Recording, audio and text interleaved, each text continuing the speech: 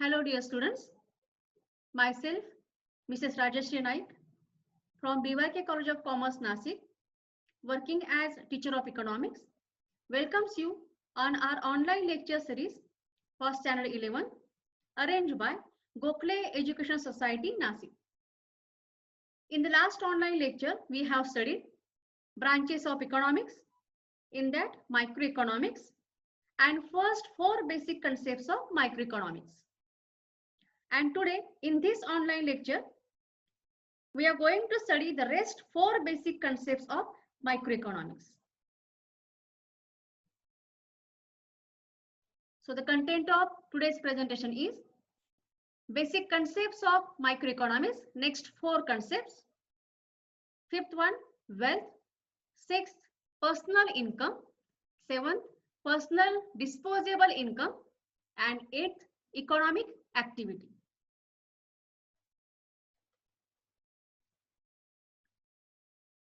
Let us understand the 5th concept of microeconomics.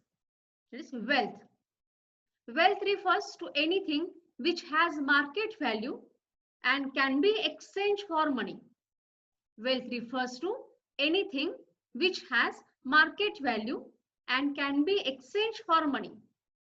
To be regarded as wealth, a commodity must possess the following characteristics. Number 1, utility. 2nd, scarcity. 3rd, transferability. And 4th, externality. Wealth is defined as anything which is useful directly or indirectly for satisfying human wants. According to J.M. Keynes, all that have got value are called wealth. In economic sense, all those goods which have value are termed as wealth. Thus, all the goods having value in exchange are included in wealth. Now, let us see the characteristics of wealth one by one. First one, utility. A commodity must have the capacity to satisfy human wants. That is, it must have the power to satisfy a want. As Marshall says, they must be desirable. For example, furniture, refrigerator, etc. Next characteristic is scarcity. A commodity must be scarce in supply in relation to its demand, if it to be included in the term wealth. For example, all economic goods for which price is paid. All economic goods for which price is paid. It must be limited in supply. For example, air, sunshine are all essential for life. In fact, man cannot live without them. They possess great utility, but they are not considered as wealth. They possess great utility, that air, sunshine, etc. But they are not considered as wealth because they are available in large quantities. Their supply is not limited. In other words, there is no scarcity of those goods. Such goods are known as free goods. Next characteristic is transferability. A commodity should be transferable from person to person as well as place to place. If the good is material or tangible, then only it is possible to transfer it from place to place. That is, it must be possible for us to transfer the ownership of such economic goods which form wealth from person to another, from one person to another. For example, take a house. House is a wealth, for it has money value. If I pay some money to you and buy it, I can transfer the ownership rights of house in my name. Some another examples of wealth are vehicle, jewelry, etc. And the last characteristic is externality. A good can be transferred only if it is external to human body. A good can be transferred only if it is external to human body. For example, The goodwill of a business is external wealth. Certain firms enjoy a lot of goodwill of the customers. The copyright of a book is another example of the point that wealth is external. Some other examples are bag, chair, etc. Thus, utility, scarcity, transferability, and externality are the important characteristics of wealth. Now let us see the sixth and seventh concept of microeconomics. Sixth one, personal income. Earnings received by a person from all sources is called his personal income. Earnings received by a person from all sources is called his personal income. Means personal income is the amount of money collectively received by the inhabitants of a country. Sources of personal income include money earned from employment, dividends and distributions paid by investments, rents derived from property ownership, and profit sharing from businesses. In a simple language, personal income is the sum of all the incomes received by all the individuals or household during a given period. In a simple language, personal income is the sum of all the incomes received by all the individuals or household during a given period. Seventh basic concepts of microeconomics is personal disposable income, PDI. It is that part of personal income which is left over after payment of direct taxes such as income tax, wealth tax, etc.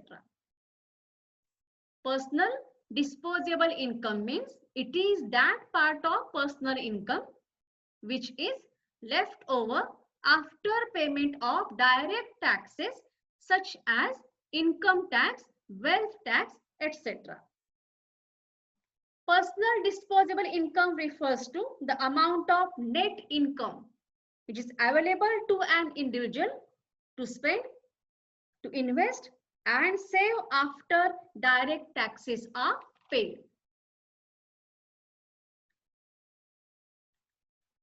Now let us understand the last means eighth basic concept of microeconomics. Economic activity. Economic activities can be classified into four types which include production, distribution, exchange and consumption. Economic activities can be classified into four types which include number one, production, second, distribution, third, exchange and the last, consumption. See the figure 1.8, economic activities. And that figure shows you economic activities. The first picture is about production. The first picture is about production activity. Means what? Production of goods and services, or we can say commodities. And here we have the example of biscuit. So the first picture is about production activity. The example is taken here, biscuit. The second picture shows you the distribution activity through transportation. Distribution activity through transportation means what? Means produced goods are transported from farm to market. The third picture tells you the exchange activity. The third picture tells you the exchange activity, which means selling of goods and commodities in return of money. And the last picture shows you the consumption activity. See the last picture. It shows you the consumption activity. That is, the biscuit is consumed by the girl. Out of these four economic activities, we will study each activity one by one. So, the first one is production.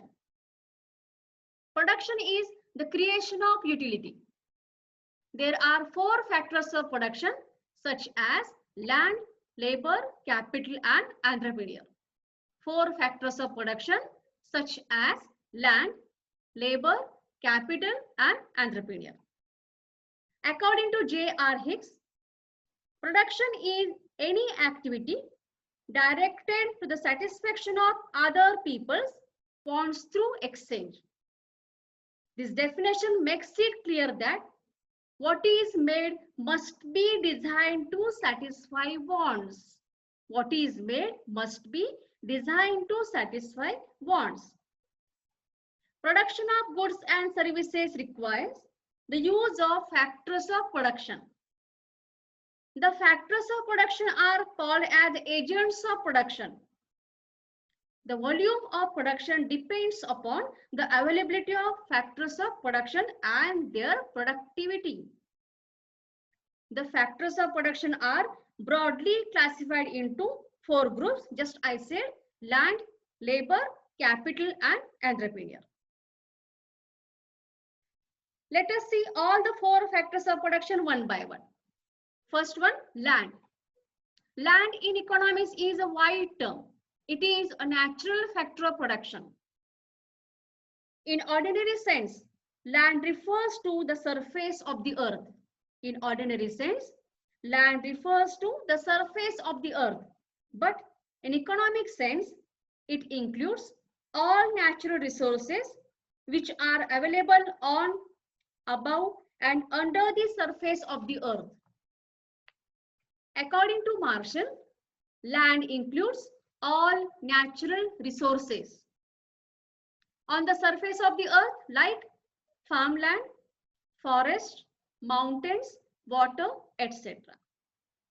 Below the surface of the earth like coal, petroleum, iron, ore, gold, silver, etc. Above the surface of the earth like air, light, heat, etc. The second factors of production is labor. Labor is a human factor of production. Labor is a human factor of production. Labor is the human effort, both physical and mental. Human effort, both physical and mental, by people belonging to the working age group, which is used in process of production. Labor is paid a remuneration, or we can say reward, in the form of wages. For example, carpenter, accountants, engineer, factory workers, etc. The third factors of production is capital. Capital is a produce means for further production. Capital is a produce means for further production. In ordinary sense, the term capital means money. But in economics, the term capital refers to that part of wealth and which is used for further production of wealth. To start a business, this amount has to be converted into capital goods like buildings, machinery, raw material, fuel, etc. to get production started. Therefore, materials, machineries, tools and equipments, vehicles and buildings represent capital. Capital earns the reward in the form of interest. The fourth important factors of production is entrepreneur. Entrepreneur is the organizer who is a real captain of the industry. Entrepreneur is the organizer who is a real captain of the industry. The word entrepreneur originates from the French word entreprendre, which means to undertake. In a business context, it means to start a business. According to F.H. Knight, an entrepreneur is a person who performs dual function of risk-taking and control. An entrepreneur is a person who performs dual function of risk-taking and control. According to Joseph Schumpeter, an entrepreneur is a person who introduces innovative changes in an enterprise. Thus, the job as an entrepreneur is a highly specialized job who is a real captain of the industry. Entrepreneur earns the reward in the form of profit. Now, let us see the next economic activity, distribution. It is a division of factor rewards among different segments of the society. It is a division of factor rewards among different segments of the society. In economics, distribution is the way total output, income or wealth is distributed among individuals or among the factors of production, such as rent for land, wages for labor, interest for capital, and profit for entrepreneur.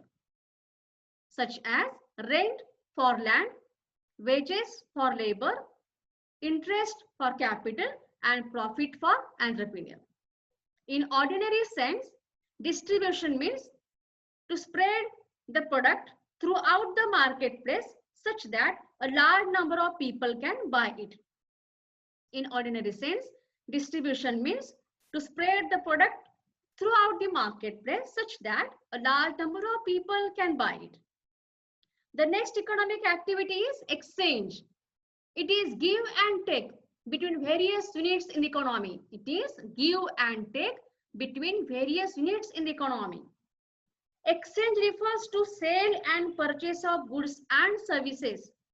In economics, exchange is necessarily a monetary transaction. Very much important. In economics, exchange is necessarily a monetary transaction. Means selling of goods and services in return of money, not exchange of goods for goods. So it is give and take between various units in the economy. And the next and the last economic activity is consumption.